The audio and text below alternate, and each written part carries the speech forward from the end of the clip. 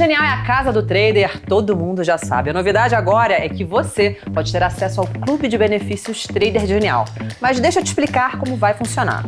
Quanto mais você opera e evolui nos seus trades, você conquista novas faixas e desbloqueia diversos benefícios exclusivos. Eu sou atleta e trader há muitos anos e ter disciplina, controle emocional, saber me adaptar aos diversos cenários foi e continua sendo determinante para que eu tenha resultados consistentes, tanto no mercado quanto no tatame. A gente traduziu essa mesma metodologia para os traders aqui da Genial. Por isso, o nosso clube de benefícios foi estruturado em faixas. E a cada nível que você avança, você vai ter experiências que só um trader faixa preta aqui da Genial tem.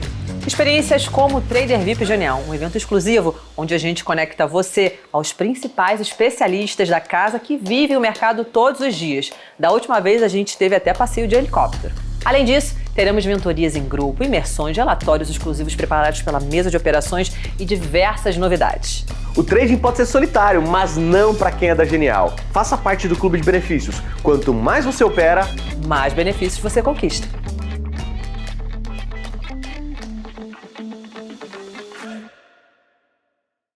Olá, estamos de volta aqui com Conversa com Zé Márcio. Tenho comigo aqui hoje uma grande amiga, tá certo? Uma grande economista, Zeina Latif. Olá, Zeina, tudo bem? Pois é, uma alegria estar com você. Obrigada pelo convite. Imagina, é um prazer enorme. Inclusive, é tão difícil se encontrar, de maneira que, pelo menos remotamente, tá certo? Acho que a gente pode conversar um pouquinho aí sobre o cenário, né? Que nós passamos aí os últimos 30 dias bastante complicados, né, com um ataque especulativo, segundo o presidente Lula, ao real, tá certo? Zeno, como é que vocês estão vendo esse processo? Quer dizer, vocês acham que isso é uma coisa que tem a ver com ataque especulativo ou tem alguma coisa mais estrutural que está fazendo com que os investidores estejam fugindo do real e indo em direção ao dólar? Olha, tem claramente um rearranjo, quer dizer, uma arrumação aí, uma mudança de expectativas, né? Acho que havia uma crença muito grande em relação ao compromisso fiscal do governo, ao funcionamento do arcabouço fiscal. Então, acho que uma parte foi compreender as inconsistências internas do arcabouço fiscal, o quanto ele, aliás, qualquer regra fiscal, só para de pé se tiver, de fato, compromisso com contenção do crescimento de despesas obrigatórias. Isso valia para a regra do teto, vale agora também. Mas acho que havia uma visão, de certa forma, simplista, eu diria, e que foi alimentado pela própria Fazenda, que, olha, a gente vai conseguir aumentar a arrecadação e vai dar tudo certo.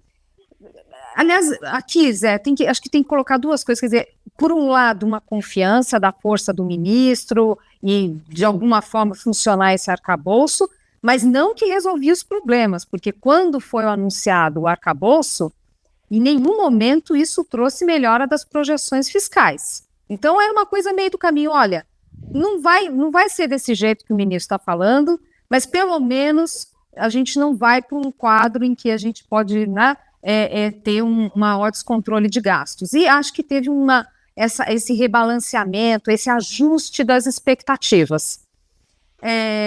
A outra coisa, obviamente, bom, isso, claro, pano de fundo de uma mudança lá fora também, claro, né, mas puxando mais para a discussão aqui dentro.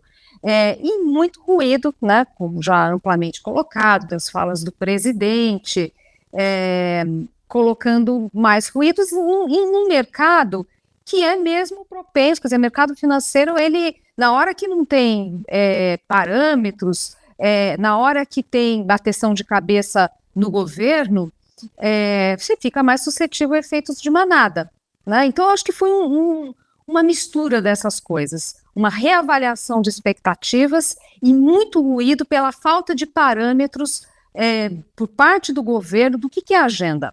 Né? Vai manter meta, não vai manter meta, vai ter contingenciamento, não vai ter contingenciamento, o que vai vir de medida estrutural, e a discussão do Banco Central, quer dizer, foi uma avalanche de ruídos que deixou o mercado muito sem parâmetro. Agora, Zena, quer dizer, lá atrás, quando o arcabouço fiscal foi anunciado pelo ministro Fernando Haddad, tá certo? Houve quase, eu diria, quase um consenso de que o arcabouço fiscal não ia conseguir ficar de pé, que era um arcabouço que seria suficiente para ganhar algum tempo, mas que, como o arcabouço era um arcabouço que tinha por princípio aumentar gastos e aumentar impostos para aumentar receitas, para financiar o aumento de gastos que já estava acontecendo, tá certo? Que no médio prazo, quer dizer, a relação dívida-PIB ia continuar aumentando e, consequentemente, se em algum momento essa questão, quer dizer, o arcabouço poderia cair, tá certo? Basicamente, você acha que isso foi o que aconteceu agora? Ou você acha que aconteceu algo mais? Por exemplo, que nós tivemos lá a medida provisória 1202, que foi rejeitada, depois tivemos a 1227, que foi rejeitada, que é o seguinte, que na verdade é um sinal de que essa estratégia de aumentar impostos para aumentar receitas para pagar gastos que já estão sendo feitos, chegou no limite. Você acha que essa é uma análise razoável desse processo? Olha, perfeito, que bom que é conversar com você. Tem duas observações aqui. Uma, que foi uma diferença entre a visão dos economistas em relação ao arcabouço, e a outra coisa foi o posicionamento de quem está ali na linha de frente dos mercados, que falou, olha, os economistas estão falando que esse negócio não é muito bom, não. Mas não é Dilma, né, não é descontrole, não evita cenários extremos, e não dá para hoje apostar contra o Brasil. Então, até eu vi ali, quer dizer, teria tido espaço até para melhor comportamento de preços de ativos. A impressão que dá é que tinha algum desconforto, mas não há dúvida que o desconforto era mais dos economistas do que de quem está na linha de frente do mercado financeiro. Acho que conforme foram tendo derrotas, vamos dizer assim, ou dificuldades do time da Fazenda, por essas questões que você falou, decisões que, né, medidas do Congresso que iam contra a agenda, né, de alguma forma, todas essas questões sinalizando que o ministro da Fazenda não tinha essa força toda. E que talvez também faltasse uma agenda de contenção dos gastos. Né? Acho que foi ficando claro ao longo do tempo a fragilidade do arcabouço fiscal, mas com uma pitada de desconfiança do poder político do ministro. Né? A capacidade dele de mostrar para o presidente que outras agendas seriam necessárias. E como você colocou, quer dizer, também, né, ficando explícito que o espaço para aumentar a arrecadação é limitado. Então, acho que esses gatilhos eles foram importantes, porque aliás, é bem importante o que você falou, porque não haveria surpresa por si só a mudança da meta. Não é porque você fala, puxa, olha ali o boletim Focus, está todo mundo colocando que não vai cumprir. Então, em algum momento vai ter mudança da meta. O problema foi que isso veio de uma forma ruim, de uma esteira de notícias ruins, que aí vira a chave. E mercado é assim, vira a chave. Tem uma hora que já ajustou muito o preço, ainda mais diante do gatilho externo, o mercado vai lá e reavalia as suas expectativas.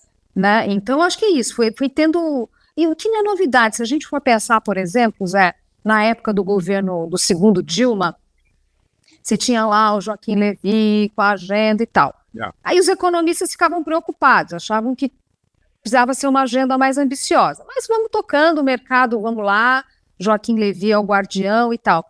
Numa coletiva da imprensa que ele não foi, que foi justamente para comunicar um déficit orçamentário, o mercado virou. Então, essas viradas, elas, assim, aliás, o que me surpreende é que virou o mercado e demorou para o presidente Lula entender a importância disso, né? Não pode brincar com mudança de expectativas, não, ainda mais quando elas vão ficando tão, né, consolidadas como a gente está vendo agora, uma rigidez ali, né? Em meio à volatilidade, tem uma certa rigidez ali dos preços de ativos para pior, para um equilíbrio macroeconômico pior.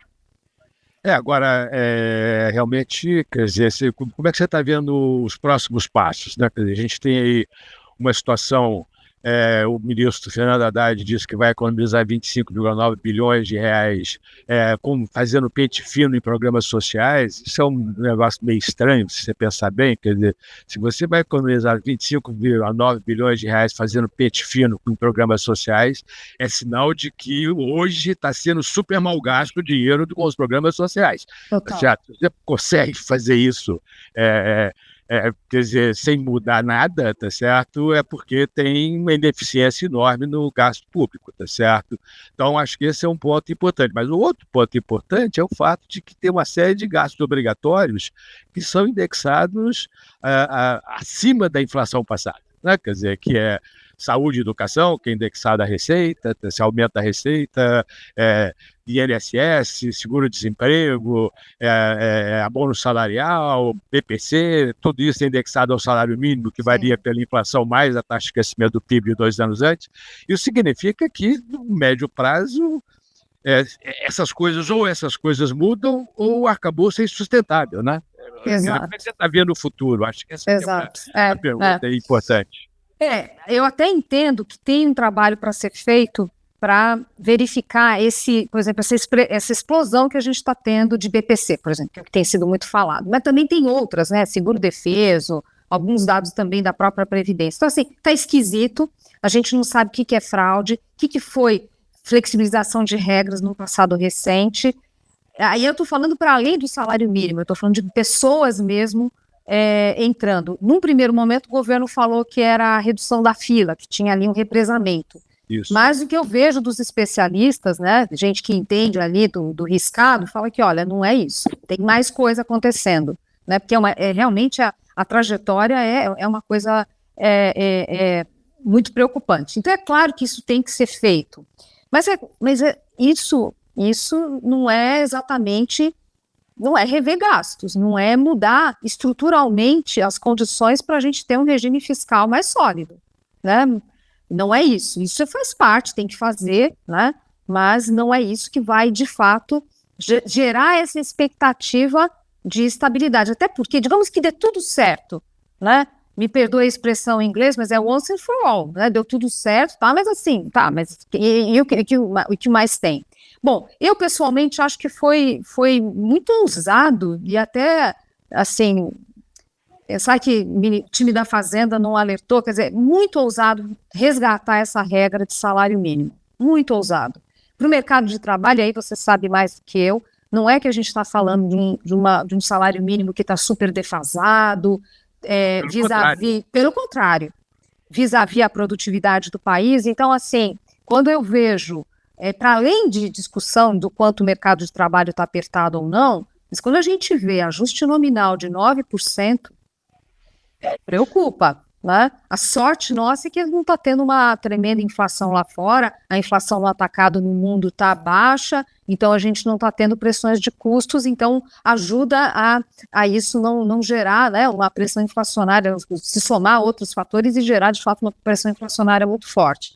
Agora, o ponto é que assim, resgatar uma regra que para o mercado de trabalho é ruim, para a Previdência é maior ainda, e aquela regra básica, quer dizer, você está para pessoas que estão inativas, você vai estar dando ganhos que são superiores à produtividade do trabalhador da ativa. Quer dizer, eu até entenderia do ponto de vista da política, num primeiro momento, o Lula falar, olha, eu vou fazer isso aqui agora em 2023, porque o governo anterior e tal, mas não fazer uma regra para valer, né, para os próximos anos. Eu não sei se sustenta, para ser bem sincera, porque a depender da trajetória das contas públicas, o impacto disso nas expectativas, no câmbio, portanto, lá no final, na inflação, tanto via Previdência quanto via mercado de trabalho, eu acho que ele vai ter que ponderar, ele vai ter que medir essas coisas, porque a gente já viu o quanto a sociedade, e felizmente isso é um tremendo ganho, mas o quanto a sociedade hoje, ela é muito pouco tolerante à inflação, né? Felizmente. Então, eu não tenho a mínima ideia do que vai ser feito, mas eu acho que essa é uma medida que em algum momento vai ter que falar, olha, vamos fazer um ajuste aqui, em vez de ser o PIB, vai ser PIB per capita, tudo comendo pelas bordas. Quer dizer, não, o Lula não é um reformista, não é um governo reformista, em que pese a importância da reforma tributária, que foi uma coisa que foi, né, nutrida nos últimos anos, e felizmente o ministro abraçou essa agenda. Está saindo torta, é verdade, mas mesmo assim é importante, mas não é exatamente um governo reformista. Eu acho que o que ele poderia fazer é tentar várias iniciativas, pequenos ajustes, para ir empurrando esse negócio. Sempre na linha de que, olha, inflação, se ela começa a ficar teimosa, é difícil trazer para a meta, e ela é um fator que corrói muito a aprovação do governo. Então, assim, é um teste, assim, eu acho que alguma coisinha vai ter que sair. Eu acho que algum ajuste vai ter que sair pela própria imagem política do Lula, mesmo que ele não venha a ser candidato, né? Sair com uma imagem desgastada, acho que tampouco ele quer isso. Na verdade, eu costumava dizer quando eu dava aula para meus alunos que a inflação não fica parada nunca, ou ela sobe ou ela cai. Tem jeito, tá certo? Não tem essa coisa de, a inflação está estável. Não, a inflação, ela está sempre se movimentando. Agora, Osênia, você chamou a atenção aí para uma coisa importante, mais estrutural, deixa eu dar uma guinadazinha na conversa. Reforma tributária. Como é que você está vendo essa questão da reforma tributária? Como é que você acha que vai caminhar? Quer dizer, acho que está muito bem caminhada, mas como é que, quer dizer, qual é a sua avaliação do final da negociação e do processo, do que sobrou da proposta inicial? Olha,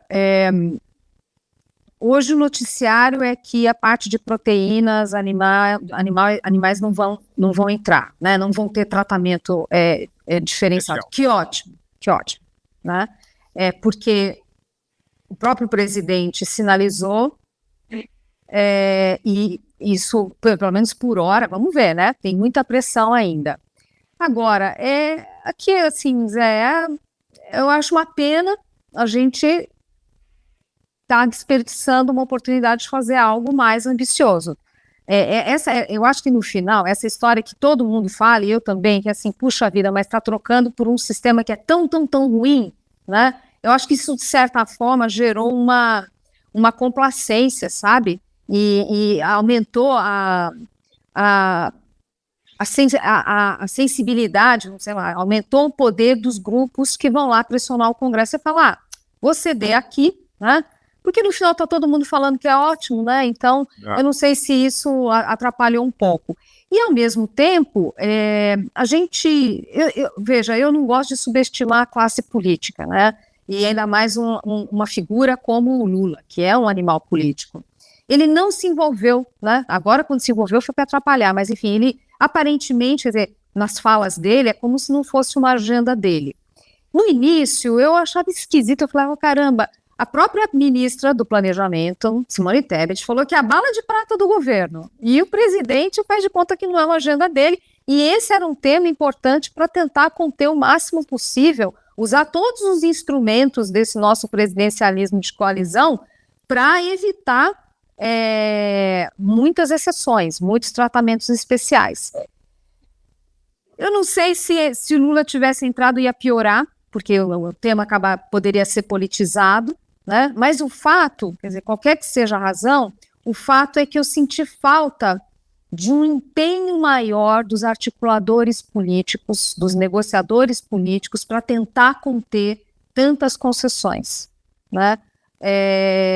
Porque realmente é um esforço muito grande e que vai sair bem aquém do que seria, na minha opinião, né? Não estou falando do ideal nem se fala, mas de uma coisa que fosse mais razoável.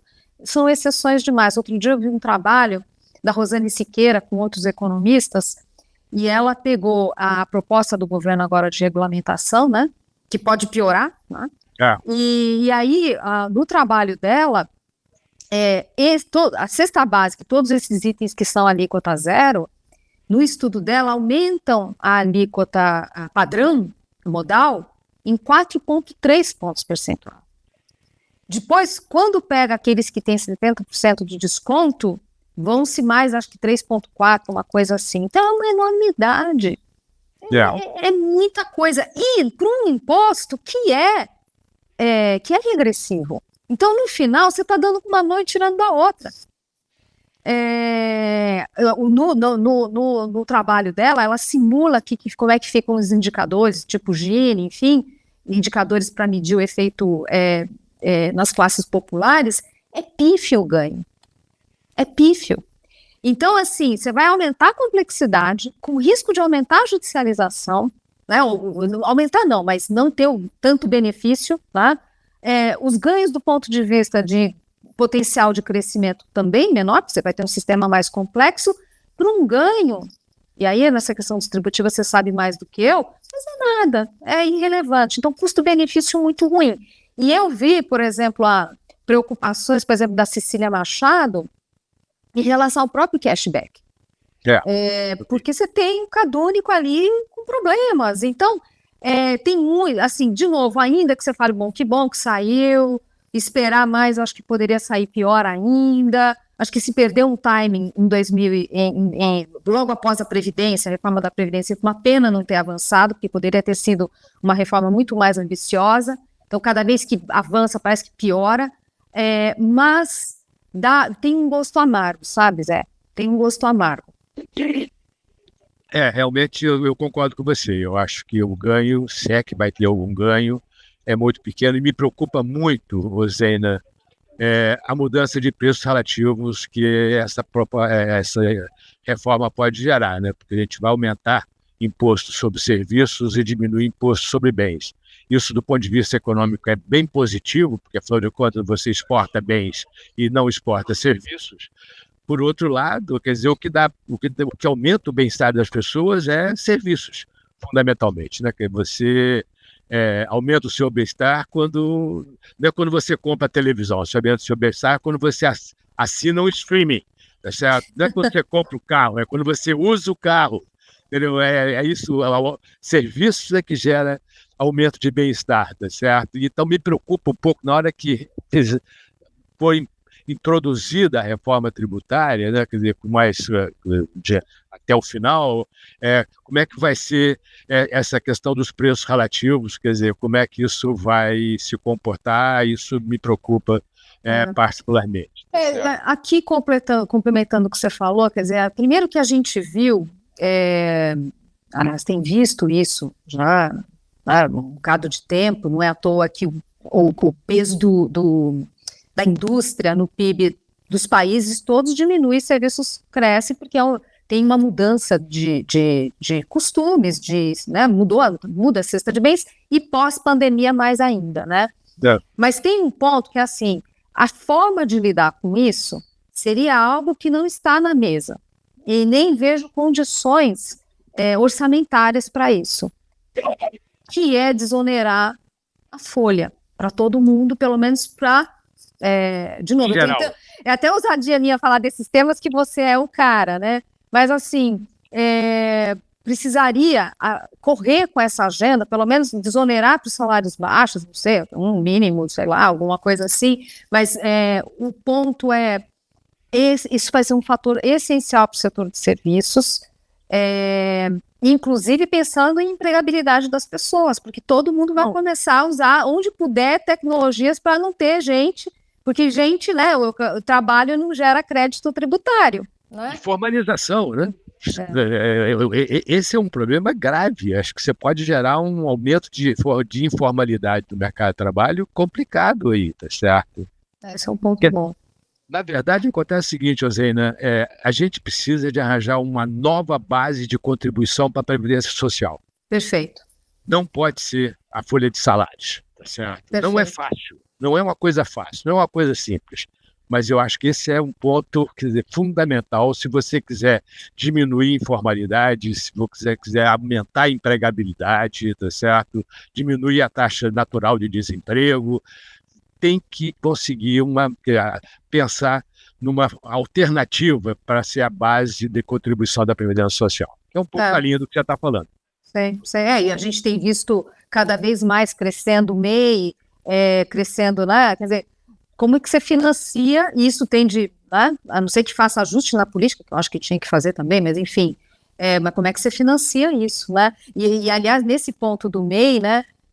Hoje, como é uma política mais recente, vamos dizer assim, as pessoas ainda não estão aposentando, então não aparece muito, né? Mas a tendência é explosiva, né? A tendência é explosiva. Então, realmente, quando junta tudo, os problemas estão gritando para a gente, né? Como é no longo prazo, todo mundo joga por baixo do tapete e deixa correr, né? Então, acho que esse é um ponto. Agora, Zena, como é que você está vendo o cenário internacional? Você tinha uma expectativa de queda de juros, o mercado tinha uma expectativa de queda de juros nos Estados Unidos no começo desse ano, né? Quer dizer, o presidente do Banco Central americano induziu o mercado a pensar assim. Eu sempre fui mais pessimista em relação a isso, porque eu acho que a taxa de inflação nos Estados Unidos continua muito alta, tá certo? Se você quer levar a inflação para a meta de 2%, quer dizer, você ainda tem um trabalho para fazer. Como é que você está vendo esse processo? Você acha que agora a expectativa é setembro, tá certo? A gente aqui está com uma expectativa de que o mais provável é uma queda de juros em dezembro, mas acho que isso é o mais pessimista aqui nesse momento. Como é que vocês estão vendo isso? Eu tô com a mesma cabeça, viu? Tô com a mesma cabeça. Assim,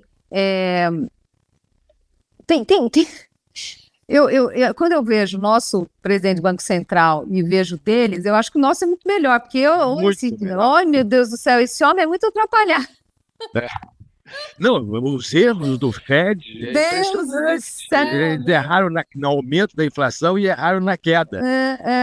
Então até melhora um pouco a nossa autoestima aqui, né? Porque realmente eles são ruins nesse negócio e era para ser bom, né? Mas enfim, mostrou que essa coisa de inflação eles não sabem pilotar, não. Subestimaram a questão fiscal lá o tempo todo, fazem comunicações dando certeza de onde não dava para ter certeza. Olha, Zé, eu estou com a mesma cabeça. Veja, a única coisa que eu vejo assim positiva, quer dizer, quando houve muito questionamento, na política monetária do Fed não está funcionando, eu falo assim, está funcionando sim, né? É porque uma parte é enxugar gelo, porque tem fiscal que não é brincadeira, né? Mas está funcionando. Tem um déficit primário de 6%, 7% do PIB. Não, é uma loucura. Você olha a trajetória dos gastos, claro que não é o mesmo patamar, claro, da pandemia, mas quando você olha a derivada, quando você olha a inclinação e compara com o pré-pandemia, é muito forte esse negócio, né?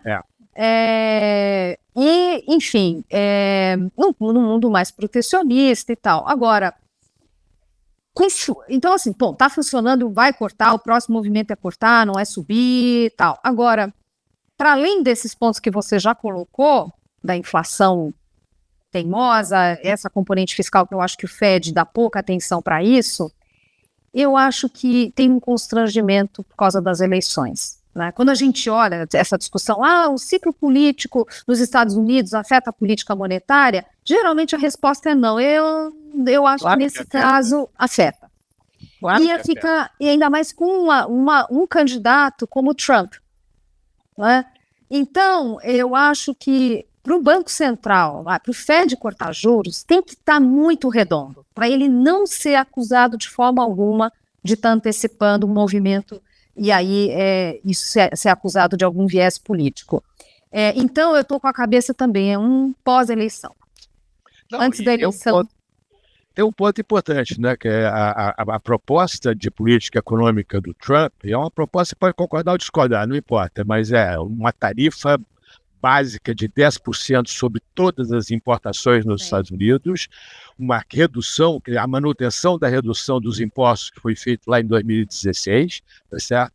E menos regulação, que, em princípio, a expectativa é que isso pode ser inflacionário, o que pode forçar o Fed a ter que aumentar juros novamente, quer dizer, e você reduz juros agora e depois volta, quer dizer, não acho que é razoável. Teria que esperar um pouco. Teria que esperar, eu concordo. Momentos de muita indefinição, eu não acho muito adequado mexer com a política monetária, nem lá nem aqui, sabe? Para ser bem sincero, tu já me perguntaram, mas você acha que tinha que subir juros? Pelo amor de Deus, não. Agora, né? Não faz sentido. Pode ser que até o final do ano até precise, mas agora vai complicar. Não faz sentido. Não, tudo bem. Zena, muito obrigado por ter aceito nosso convite. Foi um prazer enorme ter você aqui conosco, tá certo? Não quero tomar muito mais do seu tempo. Muito obrigado. Muito bom te ver. Muito bom conversar com você. Olha, Zé, é um grande prazer. Adorei a conversa. Até mais. Beijo. Beijo. Tchau, tchau. Você já pensou em investir no seu futuro e ainda receber um bônus por isso? Investindo no Tesouro Direto, um dos investimentos mais seguros do mercado e com uma rentabilidade que supera a poupança, aqui na Genial você ainda tem cashback garantido. Independente do valor investido, que pode começar a partir de R$30, você recebe uma fração de um título do Tesouro Direto como cashback. Simples assim, investiu, ganhou. Invista no seu futuro com a Genial e tenha o seu dinheiro trabalhando para você e ainda com garantia de cashback.